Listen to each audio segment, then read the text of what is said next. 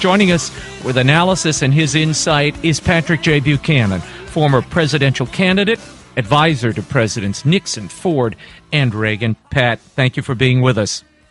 Delighted, Raymond. How are you? Oh, I'm hanging in there. I want to get into this, what you've been seeing over the last few days. You heard Rand Paul reacting to McCain. McCain just seems to be running his own operation here. He and Lindsey Graham are basically, the attack squad within the GOP. How long can they sustain this? And who's their audience besides the people on the left? I think a lot of people in the city who are their audience, and a lot of anti-Trump people who are their audience, and a lot of interventionists and folks who think these recent wars were pretty wonderful and we need a couple of more. But what they're doing is setting themselves up, McCain and Graham. I can understand it. They have no national ambitions left, but they hope to make themselves sort of the South Pole to the North Pole that Trump represents, and that they are the voice inside the dissenters inside the Republican Party, and in the anticipation that something's going to happen to Trump and people will say, gee, we should have listened to McCain and Graham. And they get tremendous press from this. They travel all over the world and speak up there. From a purely personal self-interest part on their part, it makes a lot of sense what they're doing. Mm-hmm. Pat, I before I move on, I want to talk about Russia and a couple of other things here. Big news day. We've been getting calls all morning about this Milo Yiannopoulos invite to the Conservative Political Action Committee, then the disinvite. His book contract was canceled. Look, if anybody is the godfather of conservatism, it's Patrick Buchanan. Your thoughts on this Milo character? Should he have been invited in the first place? Well, my view, I would not have invited him, but let me say this.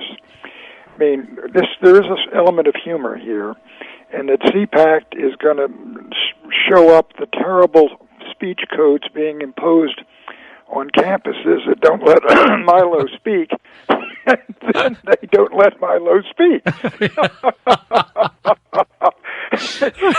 What is the comedian that says you can't make this stuff up? Yeah, exactly. But here's my view. Look, yeah. It's an excellent issue, and in this sense, philosophical sense, yeah, is where are the lines to be drawn as to what is tolerable and moral and acceptable speech, and who draws those lines? Mm-hmm. Now, in the 1950s, when I was growing up, you could hear a lot of people talk and use ethnic slurs and things like that, but certain words in the moral code, in terms of sexuality, were taboo, and you'd be thrown off, the 7 forbidden words, and you'd be thrown off radio and TV. Right. All those things have fallen down, and however you make certain comments, ethnic comments, and you're gone forever. But what to me it shows is that the society's lines they're almost gone, but we do have, apparently, you cannot celebrate pedophilia. Wow, what high standards we have. What a vicious... We're right next to now we're at the Third Reich because you can't openly champion pedophilia. Yeah. It just shows you what a mess our society is in. Mm-hmm. Let's move on, Pat, because I don't want to get you into any trouble here. You'll be invited to CPAC before long and disinvited. I'm left on the far side of that line long ago. Now when Pat Buchanan can't get invited to CPAC, but Milo is. Something has happened here. We'll discuss that later. Tell me about this Russia. You recently wrote a great piece. Is the Trump-Putin détente dead? And this dropped today. And it was it really is about this relationship where Trump was really talking about closer relations with Russia. Is that possible, given the climate he's facing here in Washington? And just to give you a little taste, this is Lindsey Graham. If you're worried that we're not going to look long and hard at what Russia did in our election because Trump won and Republicans in charge, you don't need to worry about that. We are. And 2017 is going to be a year of kicking Russia in the ass in Congress. Lovely. The statesman, the rhetoric is so high-flying, Pat. Your reaction to this? Well, there's a couple of points. Just what we said earlier in terms of Graham and McCain. McCain does not deliver a speech without talking about Putin as a thug, a murderer, a killer, etc. And Graham saying the same thing. They are the pivot point of the anti-Putin, anti-Russia forces up on the Hill, and they're major voices in that. Let me say this: the choices for the State, Defense, CIA, and the new NSC advisor are excellent in terms of talent and ability. But the question that really comes is, Trump ran on a certain campaign that he's going to try to end this second Cold War with Russia and work with them against the radical Islamist terrorists, ISIS and Al-Qaeda. And the question is he going to be able to implement a Trumpian foreign policy which would, seek better relations with the Russians and tell the Europeans to start paying more of their own way and staying out of these wars? Is he going to be able to do that, given the forces not only in his own cabinet, who have vested interests, many of them brilliant guys, but vested interests in the mistakes of the past, given the opposition of the Washington Post and the interventionists, given the opposition of McCain, etc.? Is he going to be able to implement a Trumpian foreign policy, as he described it in the campaign, or will he basically be broken and accommodate himself to the demands of this city, which are for continuation of what was going on? This city was repudiated in the election, and this is the comeback that is taking place right now. Pat, what do you make of this new national security advisor, General H.R. McMaster? He was announced yesterday by the president down in Mar-a-Lago. He's being billed as somebody who will tell truth to power. He wrote, of course, that 1997 book, Dereliction of Duty, which criticized the Joint Chiefs for not standing up to LBJ during the Vietnam conflict.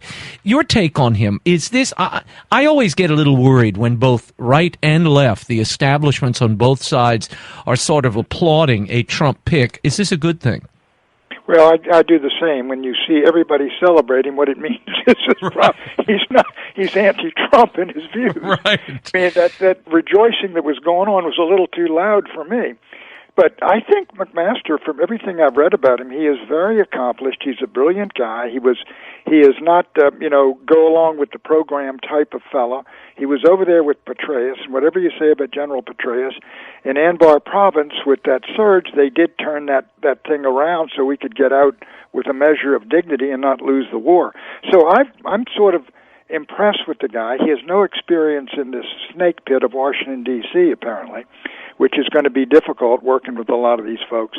But again, the key question here is, do these generals, I think 3 of the 5 security guys are generals, do these generals really, are they committed to the policies which they fought to validate? Are they committed to those old wars? Or are they really, do they look at what Trump has proposed in terms of anti-interventionism, putting America first, staying out of these wars, working out some kind of relationship with Putin and the Russians? Are they with that, or are they going to resist that? So I think this is the battle. It's going to come up. It's going to between what Trump promised us was tomorrow and what a lot of these fellows represent and will defend, which was yesterday. Mm-hmm. Pat, there's a story that I just came across. I think it's in Newsmax, or a Reuters story, and they're talking about how the Congress seems to be slow walking or just stalling the Trump agenda. I mean, they've already said there's going to be no Obamacare repeal or tax cuts. And Rand Paul apparently walked out of a meeting last week with the speaker when he heard talk about Obamacare's Medicaid expansion intact and creating tax credits. Your thoughts on this? Are they slow walking or indeed damning the Trump agenda on Capitol Hill? Slow walking is what they do. I mean, how can you... Not Nancy Pelosi. We're going to repeal and replace Obamacare, and people come, okay, you won. What's the replacement? We don't have one. Yeah, exactly. They only had 8 years to come up with something, anything. Exactly. And so, but I do agree. Now, this again, with what I've talked about before, Trump has come to this town, he got 4% of the vote, which can tell you what kind of support he's got. He's probably got similar support if it were closet vote up on the Hill. And if these folks don't like his immigration program and they prefer an amnesty and they prefer the John McCain reform and the George Bush reform, then they just don't act. And if they don't, Trump can't get his program through. The same with taxes. You can bet, for example, you're going to need a border adjustment tax or a tariff if you're going to be serious about something like that and use the money to cut taxes on corporate, small businesses and large businesses alike. You've got to have that done, and to do that, you got to get the cooperation of Congress. And I think those guys do not believe in the kind of controls on the border Trump does. They don't believe in the kind of tax program he does. And so I think slow walking is a good way to describe it. But that's, again, Congress is, with due respect, it's the first branch of government, and the Constitution lists all these powers, and they've surrendered a tremendous number of powers. They don't want responsibility. They don't want accountability.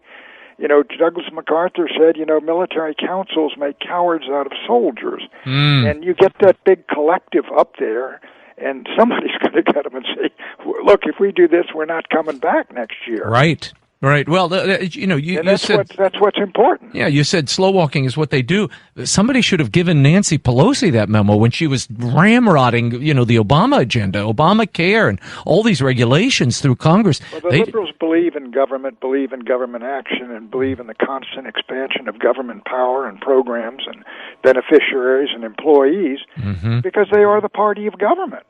Yeah. And the Republican Party, I've got a new book coming out, and in it, and I quote this Rob Reichley fellow in Fortune, that's about 45 years ago now, but he said Republicans can be broken down into the stalwarts, even the conservatives into the stalwarts, those who accept Social Security and Medicare and move their trench line further on and don't fight it. And then he called them the fundamentalists, and he mentioned me, the folks that wanted, do battle and take back territory. But most Republicans, even conservatives, are sort of stalwarts. They accept what has happened, and we set the defense line up down the road. We've now got about 40% of the economy, or 37%, controlled by government. I mean, it's not what it was in the 1950s. Interesting. Pat Buchanan, thank you for being here, always bringing both a perceptive and historical perception to Good all of this. talking to you, Ray. Thank you, my friend. We'll talk soon.